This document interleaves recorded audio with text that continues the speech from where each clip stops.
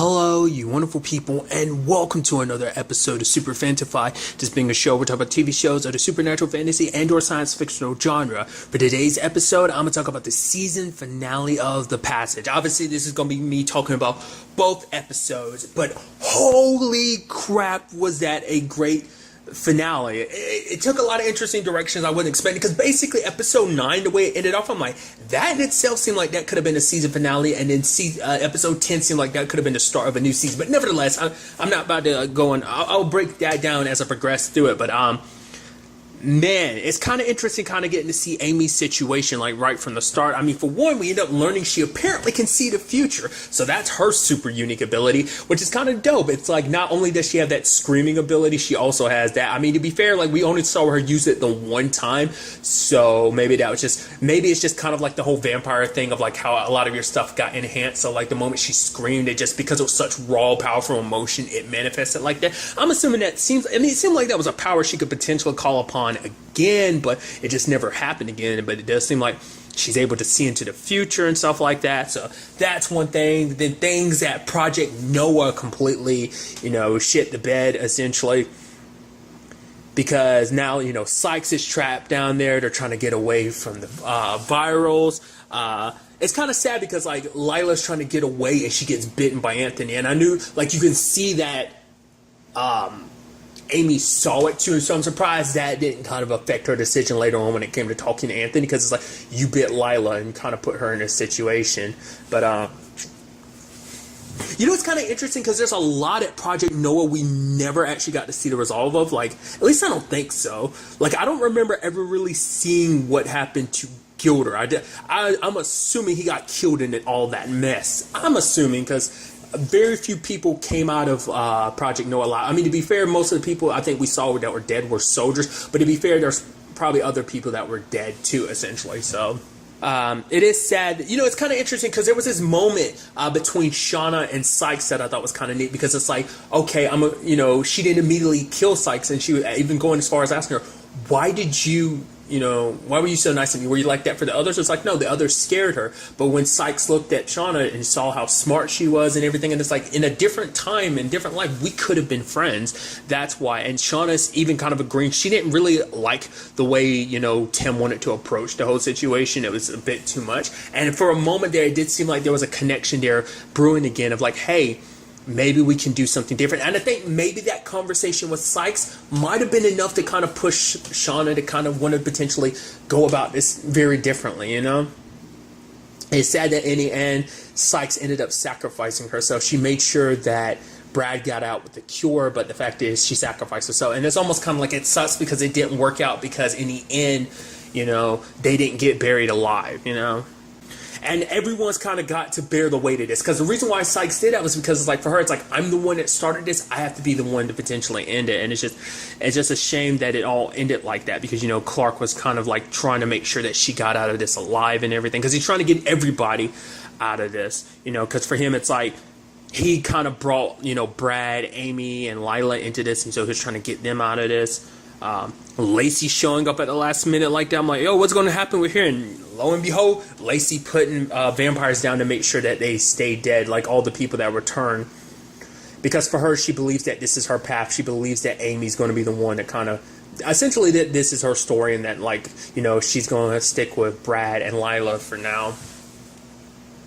But then, like, the whole situation with Clark, I did not know which direction that was going to go, because she was like, let me take you with me. The fact of the matter is, you can kind of rein me in, essentially, Essentially, she was kind of like, you find that one person in life. And he was like, what do you mean?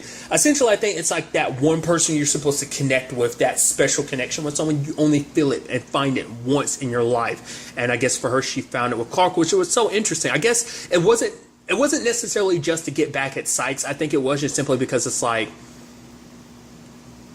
because she does legitimately care about, because he did show her kindness, that, despite the issues and stuff that were created of like, yeah, you kind of helped make me a monster, she still cared about Clark. She even said the thing of like, Sykes died, it was fast, it was instant, the explosion killed her. And he's like, that's supposed to make me feel better. I think for Shauna, it almost brought her some solace, I think, to know, because I think she didn't want, Sykes and stuff, or even though she was talking about killing Sykes. It's so interesting too, because I was halfway expecting, I was like, is Shauna going to come over and then Clark was going to pull out a gun and shoot her? I thought maybe that was going to be it before he dies or something. He ends up killing her too.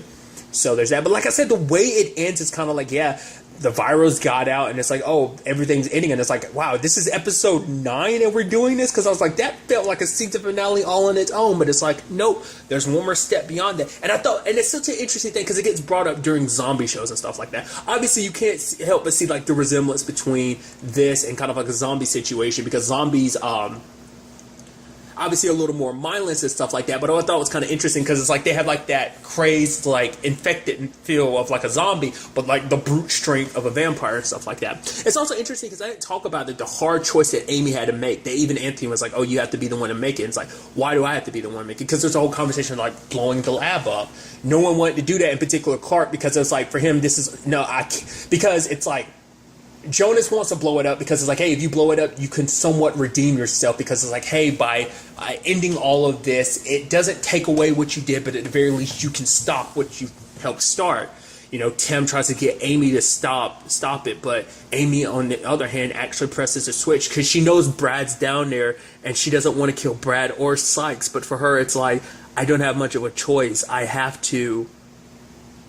Because it's about, not just about what she feels, because like sometimes, it hurts like hell to do the right thing, and it's like, it's a burden that, it sucks that she has to be the one to carry that. Once again, and it's kind of like I know I'm kind of going all weebish and stuff like that, but like it kind of reminds me of Avatar: The Last Airbender. Like that's something I've talked about with Avatar. What makes that show even heavier is the fact is that Aang's a 12-year-old boy with the world on his shoulders, and it's like, the fate of the world is on your hands. That's a lot for any kid to have to like bear. That's enough for any adult to have to bear, let alone a kid. And you kind of find Amy in that situation in this episode too, killing potentially the person that she cares about most in this world, that being Brad.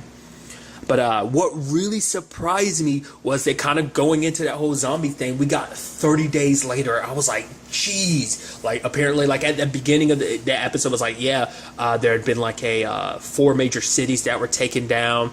Brad is trying to teach Amy everything she needs to know to survive. Learning how to fish, how to start a fire on her own and stuff like that. Because he brings it up later on, it's because he knows that he won't be around long enough for her to, he won't be around forever, just because her life expectancy will be much greater than his. Then there's the whole Lila situation, which that was really interesting, because it was like, oh man, here's all these virals.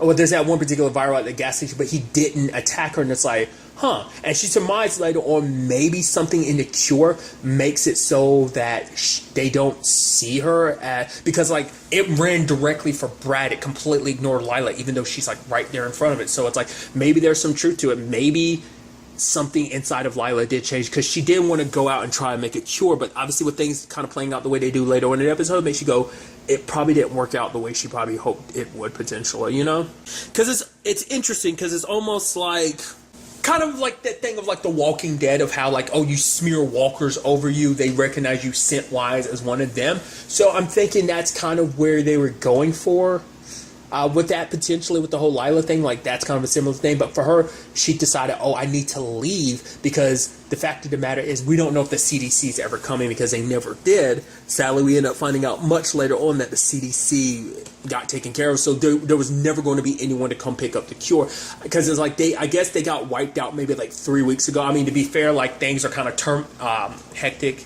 So there was probably no one to kind of communicate and let anyone know, like, oh yeah, the CDC is falling, because like everyone's kind of going blind at this point in time, like, with what's exactly going down in the States and stuff like that. And it's so interesting too, because it is still early days. It is still a U.S. thing. It's not an around the world issue, and that in itself actually plays a part in the episode, because it's like, oh yeah, because it's such a U.S. thing, other countries are literally like, yeah, we need to handle this shit in the U.S. quick, because the last thing we need is for it to be spreading to our nations too. Because there's even a conversation later on, because like you have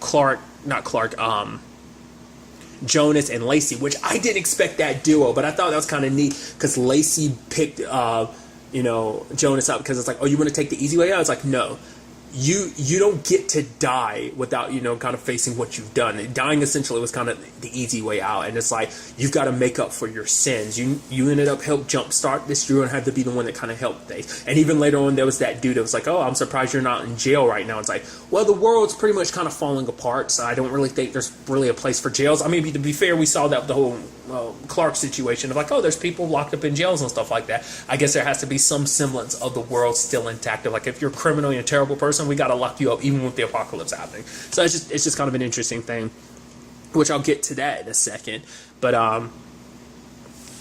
like I said, it's kind of sad because it's like, yeah, the cure is here in Oregon with Brad, but it's not like they would know that because they haven't been able to keep in touch with each other. Like I said, everything's kind of terrible and falling apart. So, but I did like that, we do see like this bond growing between Lacey and Jonas, and I thought that was pretty neat. Her being like, well, as long as you want to kill yourself, you're stuck with me. We're like Bert and Ernie. And she's like, do you know how hard it is to have to constantly pick up yo mopey ass every day? I just thought that was kind of like how they like bounce off each other like that. That was kind of, because it was a pairing I did not expect to happen, and a pairing that I quickly liked because, Lacey don't take no shit, and she kind of puts Jonas in his place sometimes. But I think, because it's up to him to kind of carry on Sykes' work, essentially, to find a cure for all of this. He's the only one that's around that can. He tries reverse engineering it. Interesting enough, he had that conversation with Tim, which I thought was kind of fascinating, where Tim was basically there chastising him because it's like, oh, do what you want to. But he brings up a good point, Jonas did. It's like, the fact of the matter is the rate you're killing people and turning them to virals, it's like you're not going to have any food left, yet it almost seems like you don't care. And I think because for Tim, maybe on some twisted level, I mean, maybe it's just the vampiric side of him, but it seemed like he didn't care. He made it seem like he had some grand plan or something like that, but the moment he went out there, it's just kind of like, you kind of put the world in a state of shit, because it's like, yeah, you're eventually going to run out of food, so what are you going to do then? So I thought that was kind of interesting. And maybe it has something to do with the fact is that when Amy saw his future, he saw it too, but you would think that would change his mind about what he's doing. But like I said, I guess that, viral impulse of his to kind of like spread the infection and kill and eat like it's just too much. I guess your need to spread the virus, or maybe that's just him being an asshole, just because the more people it spreads it to, the stronger he gets. So maybe that's all he got so because Tim, who he is, kind of like what the virus did to him, kind of turned him into a douchebag. The fact that a power hungry douchebag, to be exact. So maybe turning all those people just made him more powerful. It never got commented on, but I can only chalk that up. I mean, let's not forget that's why he made the 12, and he wanted the 12 in the first place, So, but for him, his main reason being there was because he was pissed at Jonas because of Elizabeth. It's like, the fact is, you might have held her, but I felt her die. And the fact is, it was all your fault because essentially you set this all in motion and stuff anyway. But which the fact is, Jonas has that guilt anyway, because he knows that everything that fell apart because of him, it all fell apart with Elizabeth because of him. Because none of this would have happened if he had killed Tim. Because we saw it at the beginning of the episode 9 of like, well, not in the beginning, but we saw it in episode 9, that scene they had talked about before of like, Tim is like, no, kill me, things are changing. And it's like, and that was something Amy had talked about in the episode too. It's like, there were multiple chances that a lot of people could have said no and stopped things. Whether it had been Jonas, whether it had been Brad, whether it had been Clark, whether it had been Syke, there are a lot of people who were along this path who could have stopped things, but they didn't. And now it's too late to kind of turn back, essentially. And I thought that was such a nice aspect, to all of this, because it's like there were multiple steps along the way to be like, oh, this could have been prevented at many different points. But just, it's a situation of everyone thought that they were doing the right thing. Some people, like Brad, for example, at that time was lost, and he didn't really care too much about, because what he had been through, what he had lost. Like, that chain reaction led to the events too. Like, losing his daughter set him on this spiraling path, and then Clark gave him the job that he shouldn't have, and, because he thought the job would give Brad purpose, but it's like no one saw things unfolding the way they did. You even had a thing of Clark making almost like this dark joke of like, oh yeah, like that whole thing that we were worried about, trying to cure that disease and stuff like that. Yeah, Swedish people are working on that right now to kind of get that dealt with, and it's like, they've already found like a cure or something for it. And it's like, so almost being like, literally this new plague that we created almost is happening for nothing then, And you at that point, you kind of have to laugh a little bit. Like, yeah, this was all for nothing. All this death, all this. It's so interesting, too, because we never got back to it. I'm assuming he got taken down. Maybe he didn't, but we never saw Gray, because Gray was at the... Well, no, to be fair, he had to blow up with Sykes, because he was still down there, because he was like, why didn't they just kill me? Which I was actually surprised. I guess that was kind of Tim being like, oh, this is your reward for being so helpful to us, or whoever, by turning him. So, I don't know, that was just kind of interesting. What I also thought was kind of interesting, too, was what Brad and Lila had discovered looking at the map. Each one of the virals had basically gone back home, and kind of those hometowns of the 12 were the major hotspots that were hit first, except for Nevada, because it turns out, hey, we see that Clark is still alive, and I'm like, whoa. I'm like, what the hell? Wait, you're not affected by all this? Like, what the hell is going on? And it turns out, and the moment he's like, oh, the cop is telling him, he's like, oh, this guy's a rapist and a terrible person. I'm like, you're feeding people to Shauna. That's why Nevada hasn't like gone to shit. And it's like, yeah, he's feeding her bad people. I mean, to be fair, you could tell, even if it is him feeding her bad people, he's still killing people to feed her. It's just a reminder of everything that's happened, all that he's lost, all that he helped create. So it's just a reminder of that. Plus, that even if these are terrible people, these are still people he's sending to their deaths. Essentially, it's kind of interesting because it's kind of almost reminiscent of the fact is that the 12 people you essentially kind of sent to their deaths, it's like you're pulling them off of death row, but you kind of put them in this terrible situation to become what they are. So it's just kind of almost this, not even poetic, I guess, ironic aspect to it too. What's interesting too is what Shauna ends up bringing up later on, like, Clark is different, because he is, like I said, like, it seems like there's kind of like a lot to this vampire situation we still don't know. Well, because, like, it depends on what rules by vampirism you go by. Because you take something like Vampire Diaries. Vampire Diaries, you can have vampire blood in your system without you turning. In Vampire Diaries, you have to die first with the blood in your system for you to become a vampire. As long as it's, like, after a certain amount of time, the blood leaves your system. So if you die after that, you just die as a human. You never come back as a vampire. But it's like a certain window that the blood stays in your system. So... But it seems like obviously it's been like 30 days at that point, and Clark was okay. Apparently he gets all the benefits of it, though, like immortality. The fact is that he can eat normal food, and he doesn't have an aversion to the sun, which is kind of interesting. I'm wondering, maybe it's because I'm curious, like, what made Clark's situation so different? Or is that supposed to just be because the fact is that he was still early days? Well, because like the older you are, the faster it would hit you. Because the younger you are, the slower it's supposed to affect you. So it's like, I don't know. I guess that's just kind of like a thing of like, oh, there's something there to it. Which kind of, like I said, lends itself to the whole Lila situation. And maybe there is more to that. Like, Because that's something, too. We never actually got to find out whatever did happen to Lila when she went in, like, that Doctors Without Borders group, like... because obviously the CDC wasn't working, but like I'm sure she went around trying to help other people, maybe trying to use her blood to cure people. Did it work? I feel like it didn't, considering the world ultimately still ends up going to shit and everything. So it's like, damn. Also, side note, because obviously he plays a part in the episode, but the actor who plays Bob, I see that actor in so many different things. Side note, because I know he was in the TV show Outcast. It's like, wasn't his character's name Bob in Outcast too, or was it something else? I'm actually blanking right now. Either way. I'm all over the place, so I do apologize. But I did like obviously the strongest relationship in the show that the show has all kind of been based around is Amy and Brad, and he's training her and everything, because once again it's like, I'm trying to teach you everything I can because I won't be around for her. I want to make sure that you're okay when I'm going. And she's like, I love you too, Agent. And I was like, oh, that's so adorable, But getting back to what I was saying, like I said, I'm all over the place. I do apologize. What's the whole... Shauna kind of blew up at Richards because it's like, you look at me like I'm some kind of monster. The fact of the matter is we're kind of in this together. We're bound together. But for Clark, like I said, it's just a reminder of just like, I made a stupid choice letting you save me. I should have just died back then.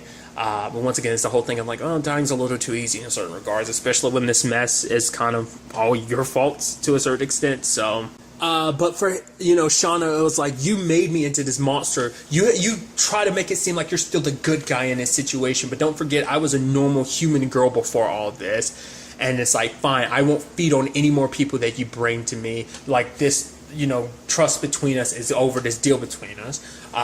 But he came to try and put her down when he thought it was her killing people, but it turned out to be Martinez. So it's like, it's interesting, the complicated relationship they have. It's almost interesting, too, that even in the end, which I didn't expect that, they end up together to a certain extent, It's like, where it goes beyond that, we don't know, but they're kind of in this together. But it's like, because Clark's kind of tied between both worlds, the living world with, like, with other people, but he's also there with Shauna, but Shauna's like, is that really such a bad thing? So I'm assuming Clark went back to kind of helping her and being more okay with it, potentially. Like, I guess the whole thing is given enough time, because he does care about Shauna, it kind of eased it a little bit. Doesn't make it, completely okay, but maybe it's something that he found a way to potentially live with. I don't know.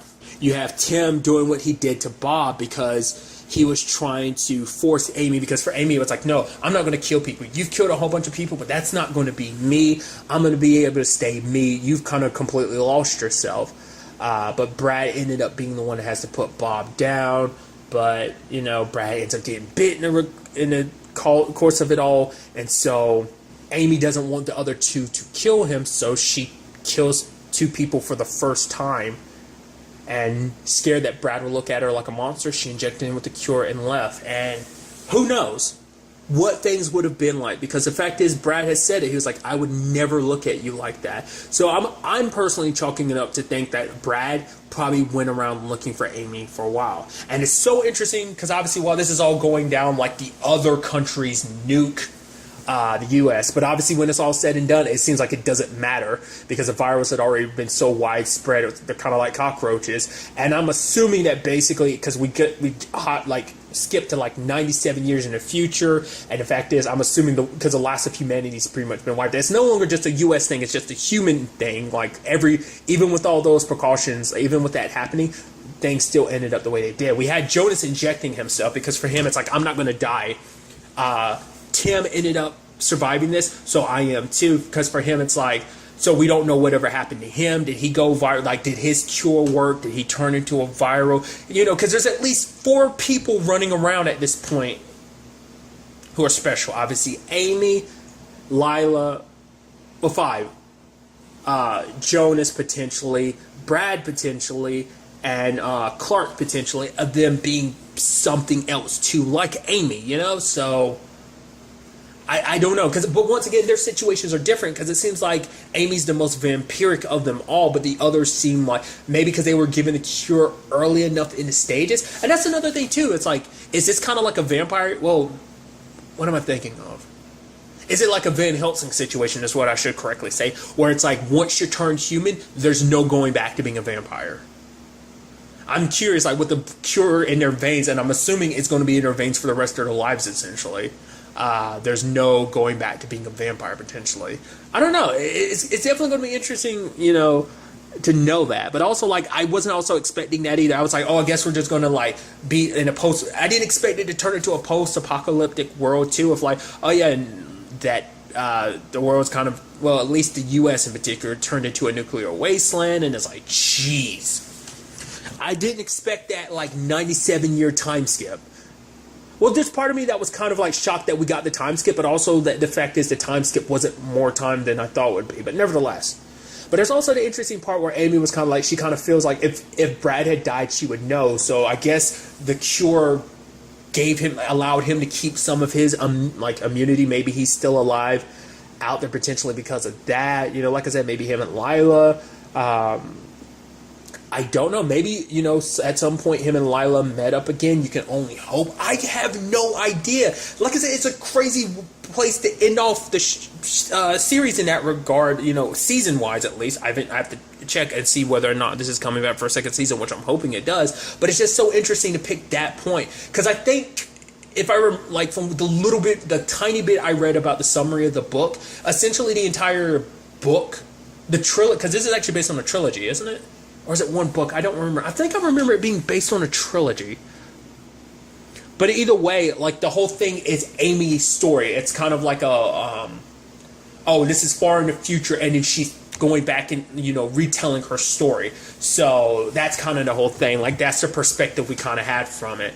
That the story was kind of told from that perspective from the beginning anyway, so the show kind of takes that aspect from the book as well. But the point I was trying to make is there's a lot, like obviously that's 97 years. There's a lot you could fill in with that time space of kind of like figuring out her life, what she was up to this past 97 years, like, because obviously she goes to this city or whatever, these giant walls of like, that's kind of the last of humanity. Does she have more control over her powers? I mean, I'm assuming so, because it seems like she took a lot of the training that Brad taught her, even the last lesson being the fact of the matter is the right thing sometimes ends up being the hardest thing to do, so I don't know. That'd be such a fascinating thing to like take with the show to go forward. Would just be like, yeah, just almost like an anthology, kind of, well, not an anthology, a slice of life type of story where it's just kind of like, maybe kind of, one thing would be kind of like, slice of lives from like different points in that 97 years, between the different characters. Or you could do a situation of like, hey, we focus on Amy here in the present day, which is 97 years in the future, and then kind of do like a, Arrow/Lost situation of, or, Once Upon a Time thing of like, oh yeah, let's look at the past. So let's look at these past 97 years and see, well, more so Arrow. I think Arrow would be a much more adept situation of showing you what Amy had to get through to get to where she was, like what pain and heartache and all that she had to go through. Because it seemed like it was probably not that time period too, but like at some point in the future she came across a dying Tim and saves him. Why? It's also interesting she was able to give him her blood, but I guess like her blood is kind of a little revitalizing to vampires or something like that. So I guess for her it's like she's trying to save Tim to save the world. Because he's like, maybe if she gives him her blood, she's able to kind of revitalize his humanity, and maybe he can help, create a cure. Because maybe, because obviously that means the cure that Jonas tried to make didn't work out, or with Lila or Brad. Like, it doesn't seem like any of those situations were permanent. Whatever their situations are, that also comes down to whether or not Jonas ended up getting turned because of his cure or not. There's a lot to say about that. There's also like the whole, well, what about him and Lacey? Because they seem like they're kind of a duo now and everything. Once again, Clark and Shauna, like, where are they at the end of the world and everything? These are things kind of racing through my mind that I'd be so curious to see how they would handle in the second season. At the time of me recording this, it's still unclear whether or not the show is coming back for a second season, which I really hope that it is, because there's so much unanswered. The fact of the matter is, you can tell there's still definitely more story to tell. Literally a post-apocalyptic world where life, humanity's literally at the end of its ropes. Also, like, what Amy's story is going to be like. Obviously, you kind of get the feeling like they're potentially going to set her up to be kind of like some hero, because not everyone knows about her situation, especially because she can keep her vampirism under control, because it doesn't seem like she necessarily needs blood. I mean, obviously she doesn't eat regular food, but it seems like she can kind of control her urges. It doesn't seem like she necessarily would need it to survive like another vampire would. But regardless, the fact is, like I said, there's so much we don't know where everyone ends up. I mean, potentially it could always do the crazy thing. I feel like that wouldn't be the case with the way the stories ended. I don't think they deal with a situation of like, oh yeah, we kind of swipe and erase most of the cast and we have a brand new cast. I mean, potentially that could be what they do present day with the whole 97-year time skip. But the fact of the matter is, maybe we get flashbacks to the past and get to see where the other characters are and where their stories end up taking them in that time frame. Also, like I said, there's so much more about the vampirism that we don't know, because obviously, like, even in these last episodes, it's kind of like oh yeah, here's some more added stuff about vampirism. Wait, what is that all about? I don't know. You won't know until the show potentially comes back for a second season. Then we might dive into explaining how things ended up morphing into what they did. So I really hope the show comes back for a second season, because I'd love to see what they do with that, all this time skip stuff too. It'd be very interesting to see what they had planned for it. But really, that's all I want to talk about in this episode. Till the next time we meet, be happy, be safe, live life to the fullest, and enjoy it. Good day and goodbye.